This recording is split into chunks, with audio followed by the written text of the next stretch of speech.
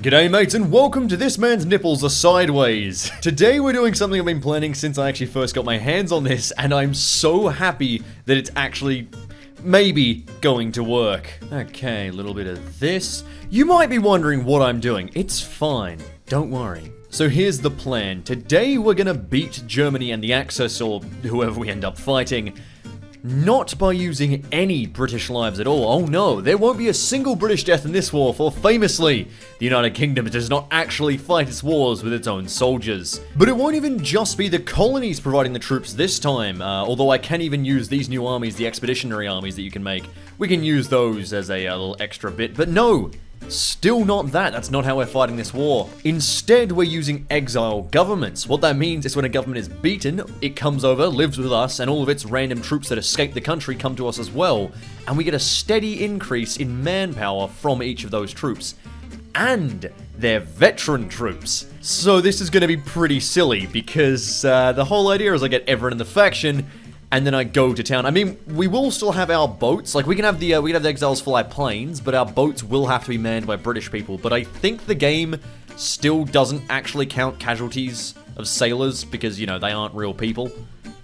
Who knows? Maybe they've changed it and manned the guns. But a key part of this strategy is to make sure India dies. So if I can't befriend China, we might just be declaring war on them because we need the Raj to fall. Oh my god. Yeah, the UK is one of the few people that actually has to care about fuel. Just using the home fleet alone to practice immediately kills your fuel. Oh, brilliant. US passes Neutrality Act. Ask the Belgians how well neutrality defended them in 1914. I do like that statement, because Belgium themselves also forgot how neutrality didn't protect them the first time, and then gave it another shot. I wonder if you can figure out what these guys are going to be used for. You don't have to worry about these ones. Oh man, Stanley Baldwin resigns. You know what we should immediately do? Pass a motion of no confidence. Get out of here, Naval. You don't even get a okay, you get 70 days. That's all you get. You better rearm us quite hard. At today's motion of no confidence, the House made it clear they've lost their faith in the current government, despite the fact it's barely been a bloody week. Long live Churchill. By the way, in case you're new to my channel, one of the big things I used to talk about it, you might even call it a meme, was the fact that there was no boats button in Hearts of Iron 4. What is a boats button, you ask? Well, let me tell you. Let's say you have a bunch of units all fighting right here in southern France, and the units in Nice. Oh no, enemies come down and cut them off. What do? Do they wait and fight the enemies, or wait for the other people to break through, or just, you know, continue fighting because they've still got a port and are totally fine? No. No, instead these guys in Nice go, oh no, the enemies have cut us off. We better jump on boats, sail around, and jump off the boats and now fight on this side of the line. The problem with this is that the AI will do this just about anywhere, even if there's an enemy battleship just sitting in the water going, hey, can you like get off the land so I can shoot you with all of these guns? And they go, yes, and then they get off the land and they get shot. So now you can ban people. Look at that.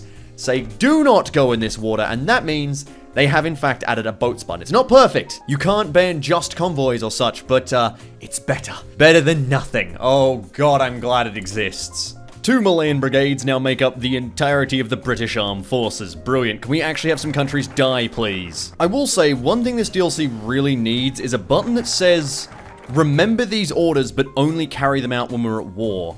Because, like, right now I'm using 25 fuel just because I wanted to set up these guys. So, yeah, okay, there you go. You're actually going to be watching the channel when we're at war, instead of having to pause when the war starts and then assign everything. Just seems a little kind of annoying. Now you might go, well, hang on, you're trying to play defensive. No.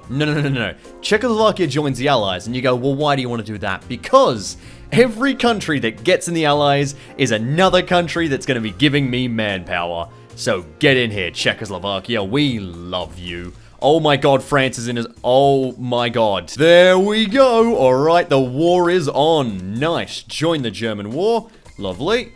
France is in as well. Brilliant. I hope that they get murderized pretty soon. The thing is now we've just got to figure out how to either get at war with China or Japan in order to kill the barrage, because these guys just gotta die, I'm sorry. We were waiting for this moment. Immediately begin sweeping and mining the channel. It's gonna be great. There genuinely seems to be like no reason to not sweep and mine everything at all times, because mines only affect the enemy. which is not how mines actually work. I wonder how many accidents in history is someone just forgetting their map and driving directly into a new minefield. Oh my god, the first battle. 2 destroyers down from me, 2 destroyers down from them. Let's see how it shakes out.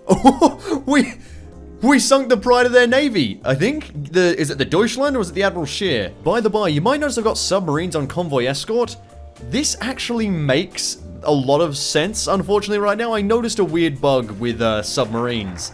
And I'll sort of run you through. Oh my god, it was just being shown there. Hang on, let's see if I can do it again. Hang on. We actually have a brilliant example of it right now. So these are German U-boats who were originally trying to torpedo these convoys. On their own, these U-boats would stay and torpedo those convoys, and they would sink them probably very successfully. Okay. If cruisers or battleships or anything that couldn't attack subs arrived, the subs would also stay and keep attacking both the new target and the convoys, but the defenders would start to run away. Weird, okay. If anti-sub destroyers arrived, the destroyers would stay and the submarines would stay, and they'd fight it out despite the fact the submarines start to take losses, and eventually the submarines will run away just from, the losses they've taken. Similarly, if a battleship was attacking these convoys, and a submarine arrived to defend them, the battleship will run away.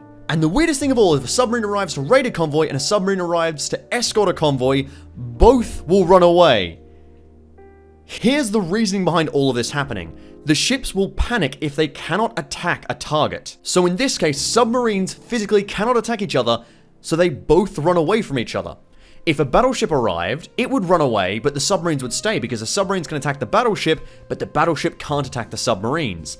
This is despite the fact that these submarines could just stay here and torpedo these convoys freely because my submarines can't do anything to stop them. So they should actually just stay and fight. I mean, right now they're getting attacked by planes, which is fair enough, but you can ignore those. This happens regardless. And it gets even funnier when you have a battleship which is destroying the convoys, and then you send a singular submarine, which, yes, could potentially attack the battleship, but the battleship immediately runs away instead of finishing the convoys and then leaving.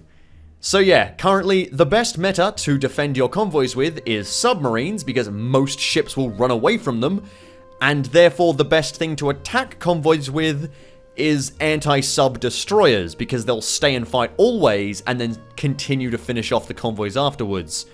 Which means that Hearts of Iron 4 has, ironically, made the historical best raiders into the best defenders, and the historical best defenders into the best raiders.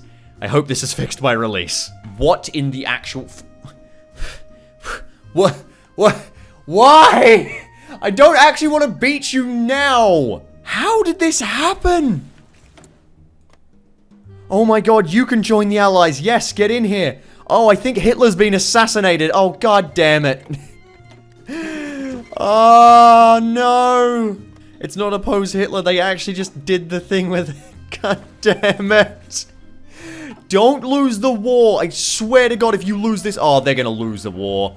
I didn't actually want to lose the war. Germany, you have to win this. Call Italy in. Get France defeated, please.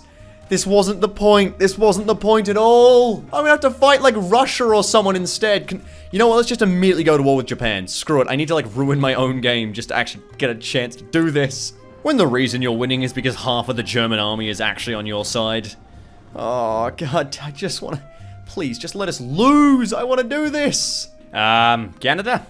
Gonna have to get you to stop that one right there. No thanks. Nice, I can now make Australia and New Zealand my colonies. Alright, Australia, you're a colony now, enjoy. Russia, do you want to be the bad guy? I need a bad guy, cause we're just winning right now and I don't even have an army. Yes, China is a republic now. Please, come into my faction when you wanna. What? Why is this? Why is this game the way it is? Why does this happen to me? I've made my mistakes. I just want a bunch of exiled sad people in my country to give guns to and tell them, hang on a second. Nah,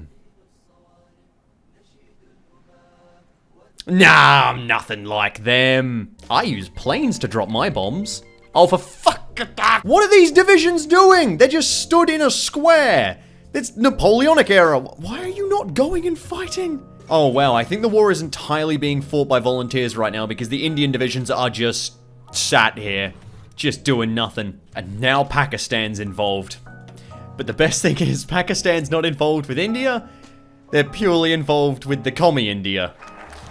And actually, Pakistan getting involved means I can now join the war. Brilliant, brilliant, brilliant. And Yugoslavia's in the Allies as well. Get in here, mate. Can we actually have someone beat us up? I want people to die. Oh my god, I can invite Pakistan to the faction. Get in here. Get into my faction. This is gonna be so stupid. Here we go. Great patriotic war. Get out of here. That's fine. Right, we're at war with the Soviet Union. Oh, thank god. Oh my god. So there's a thing you can do with the Germans where you like, sort of like play off both try and take control of the Netherlands over who gets to trade through them. And depending on how much political power you each put in, whoever wins in the end gets all the political power. I just got 410. Oh my god, the Soviets are actually losing. They're losing so hard. I have to just declare war on everyone. Italy, what have you been doing this whole game? You, wartime, let's go. Oh no. Looks like the Empire of Japan has defied the treaty. It's time to put them in their place. Alright, in the interests of showing you a fun, fair time and what can actually happen when you use Exiles, because I'm not doing another game of this. I just don't have the time to record it.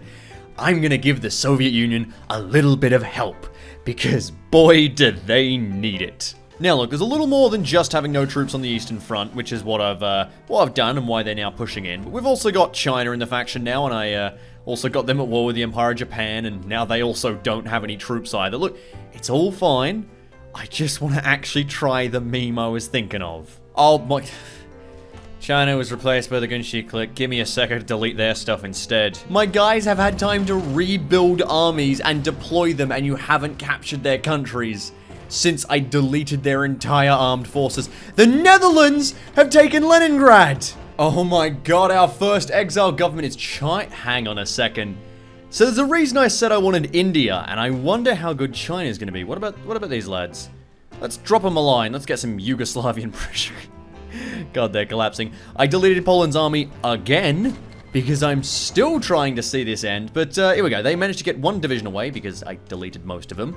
Their legitimacy is 28. Now, let's see. On 28 legitimacy, how much manpower do they still get? Daily growth of 600. Alright, we need to bump that up, and I'll show you exactly how ridiculous exiles can be. Oh, brilliant. Got a Chinese exile leader offering service. Nice. Hello there, Sun Tzu. Actually, his name is Hugh Peng. I've got a Hugh Peng, don't you worry. And hey, look, the first exile division arrives. God, it's not that great, alright, but here we go. There we go, we'll equip it up, looks good. We got American equipment. And yeah, let's get him into the line, there we go. Looks pretty normal. Now we save it, we train it, and would you look at that, 9,000 Chinese soldiers in there. 9,000 Chinese soldiers in that one, 9,000 Chinese soldiers, oh, there we go, we got 8,000 in that one. Alright, and then we're starting to suffer on manpower there. We've got 5 divisions already just of Chinese soldiers. You can actually see all our leaders as well. They're exile leaders, which means they're better with exile divisions, and if it's their own exile divisions, they're even more effective. China's still here. What do you mean it was liberated? What? What the hell happened? It's nice to see that Pakistan is just campaigning along North Africa and taking the whole area for me. Just let's request control of the Chinese Navy as well. You know what, China? You want to be friends? Brilliant. We've now got your Navy, and we're now gonna...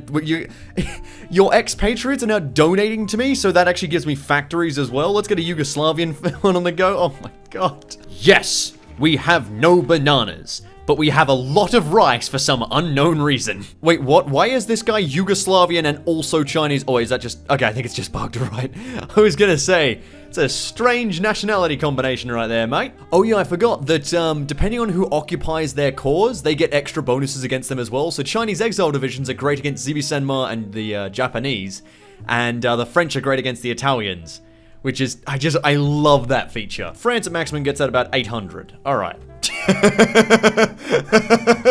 Sorry, I just really like that guy's face. Okay, China is currently 100% legitimate and it has the bonus. Let's see how much manpower it's giving us. It's got 400,000 just sat around already. Per day, it grows 3,300 soldiers. Let me put it this way for how broken this is. For a start, this will happen every day forever. More importantly, I have 1.2 million soldiers because I haven't deployed any divisions. I grow 1.5 thousand a month.